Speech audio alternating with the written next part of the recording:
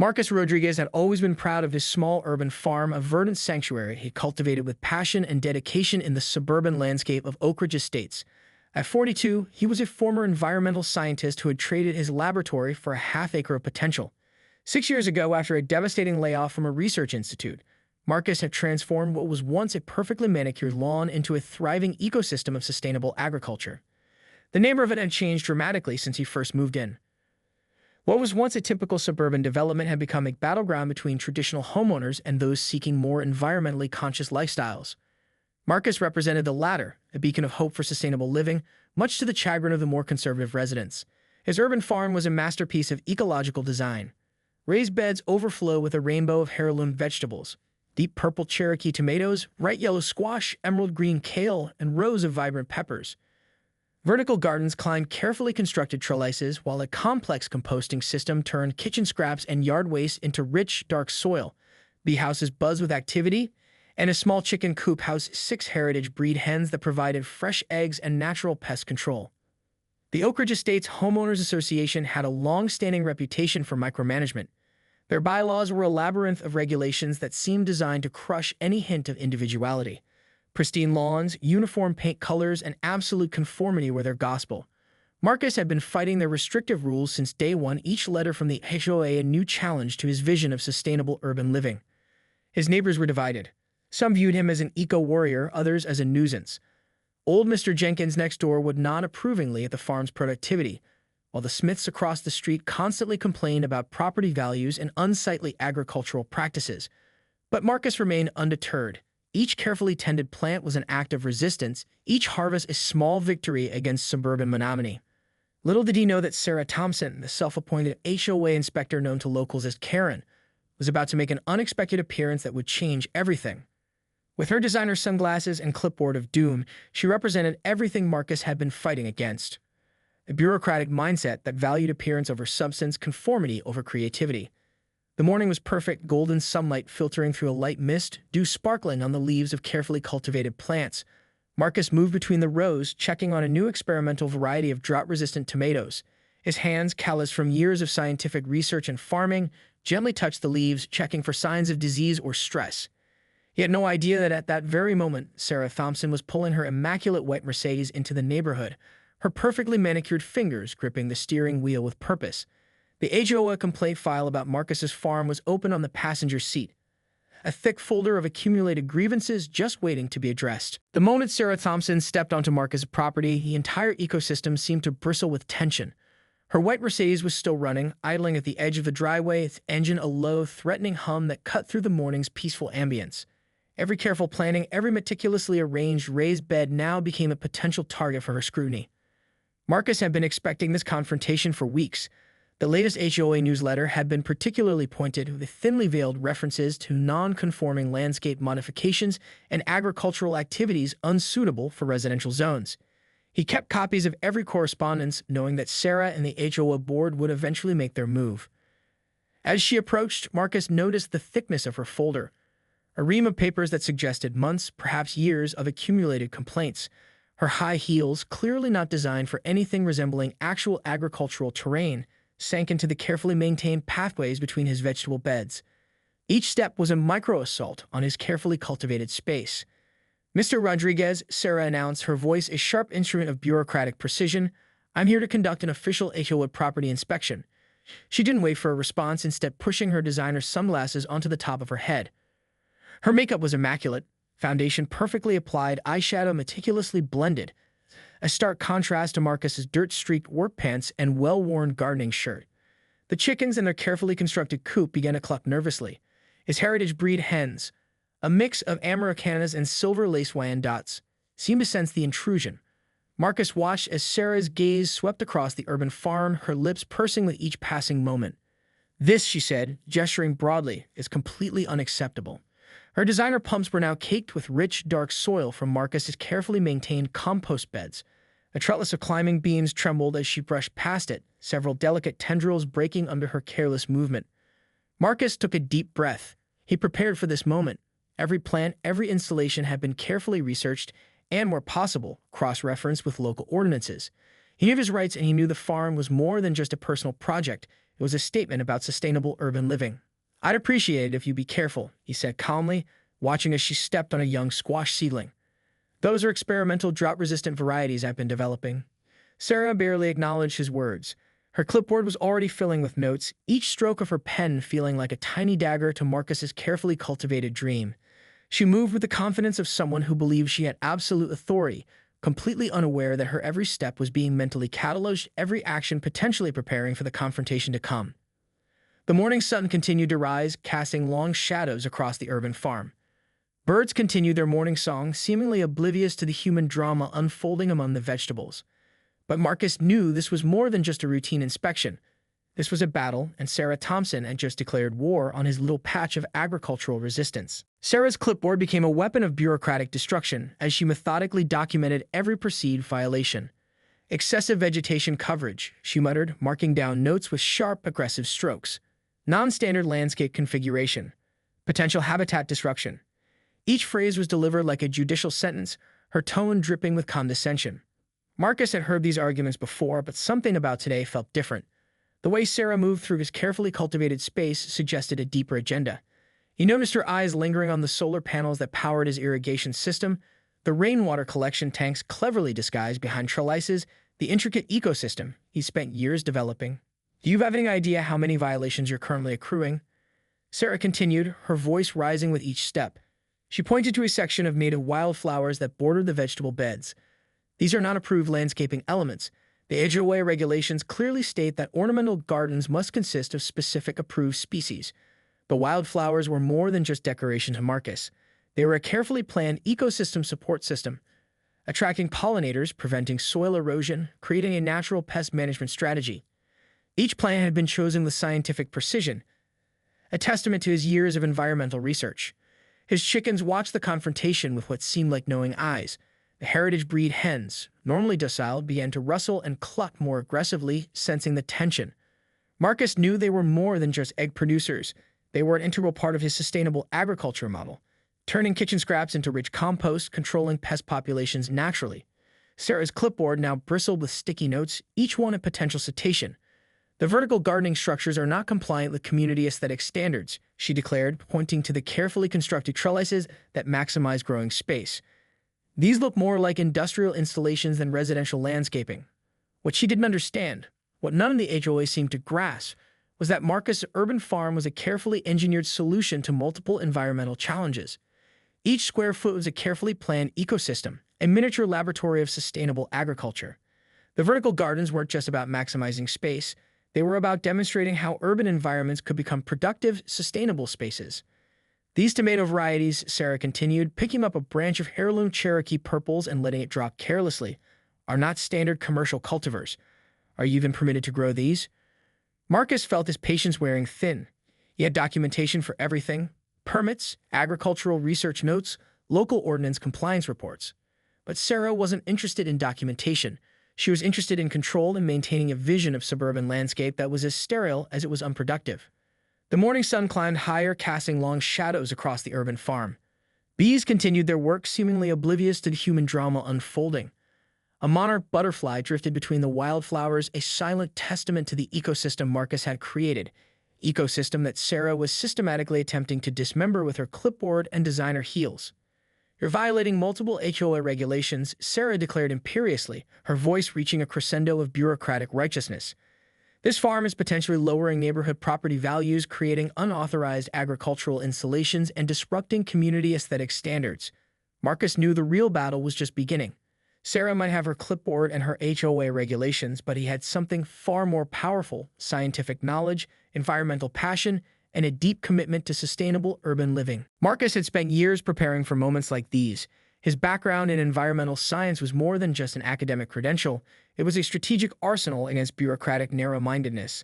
The irrigation system wasn't just a functional network of pipes and sprinklers. It was a testament to his ingenuity, a carefully engineered marvel that represented years of research and development. Hidden throughout the urban farm were multiple control panels, each one a sophisticated piece of technology that monitored soil moisture, temperature, and plant health. To the untrained eye, they looked like simple electrical boxes tucked discreetly between raised beds and along the fence line. But Marcus knew each panel was a weapon of precision capable of transforming his farm from a passive landscape to an active, responsive ecosystem. Sarah continued her invasive inspection, her clipboard a weapon of administrative warfare. She moved from bed to bed, her designer shoes leaving a trail of destruction. A rare variational tomato plant crushed here, a delicate pepper seedling trampled there. Marcus watched, his fingers hovering near the hidden control panel, a muscle twitching slightly at the corner of his eye. The morning had started with such promise. Before Sarah's arrival, Marcus had been reviewing his latest crop rotation data, noting the remarkable resilience of his drought-resistant varieties. He'd been corresponding with agricultural researchers at the State University, sharing his findings about urban farming techniques that could revolutionize sustainable food production. Now those carefully cultivated plants were being systematically destroyed by Sarah's careless inspection. Each step she took was a calculated assault on his life's work, a work that went far beyond simple gardening. This was about proving that urban spaces could be productive, sustainable ecosystems. This was about challenging the sterile, manicured landscapes that dominated suburban America. Marcus remembered the countless hours of research, the sleepless nights designing the irrigation system. Every pipe, every sprinkler head, every moisture sensor had been meticulously planned.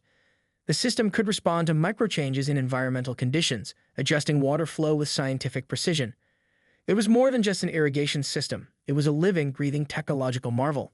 Sarah's clipboard continued to accumulate notes. Unauthorized agricultural installation, she muttered. Potential zoning violations. Her voice was a constant, irritating drone that seemed to vibrate through the carefully maintained space. What Sarah didn't know was the extensive documentation Marcus had compiled.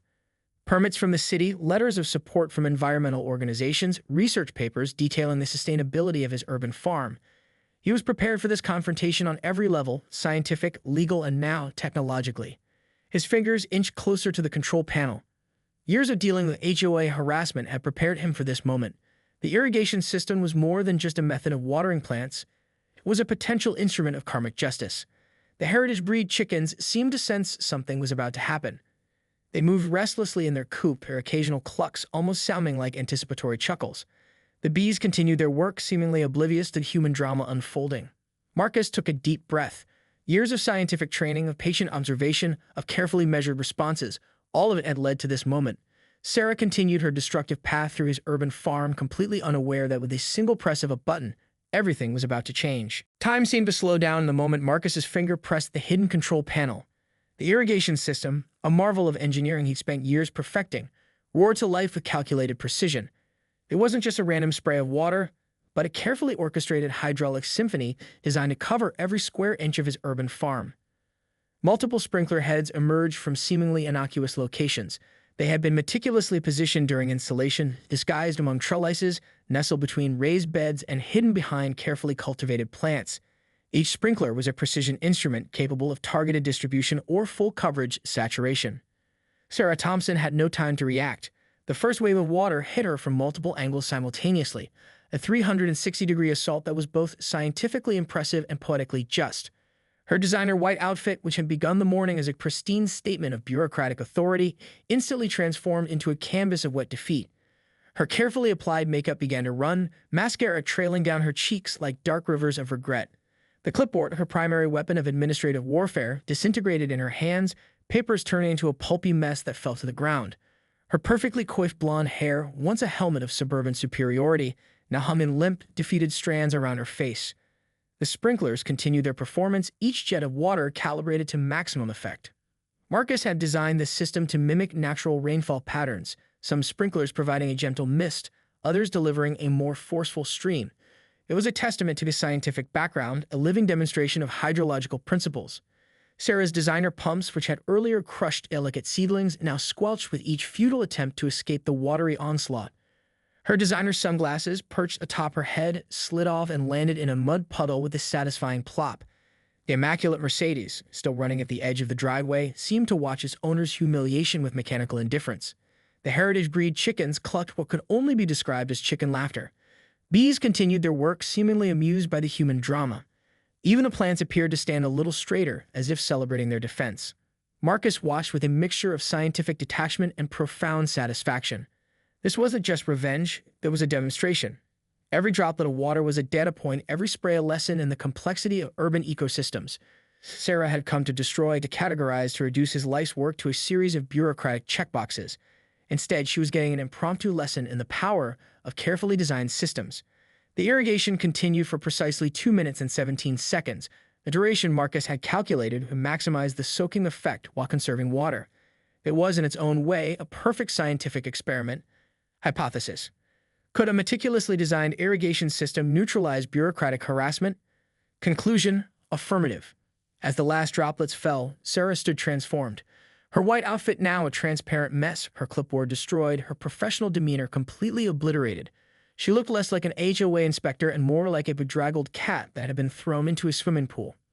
Marcus simply stood there, the control panel still warm beneath his fingers, a single eyebrow raised in quiet defiance. The urban farm around him continued its quiet, productive existence, unbroken, unbeaten, a testament to the power of scientific innovation and ecological resilience. The aftermath of the soaking was nothing short of a neighborhood spectacle. Sarah Thompson, still dripping and seething, stormed to her Mercedes, leaving a trail of mud and water that would later become the talk of Oak Ridge Estates. Marcus watched her go, knowing full well that this was far from over.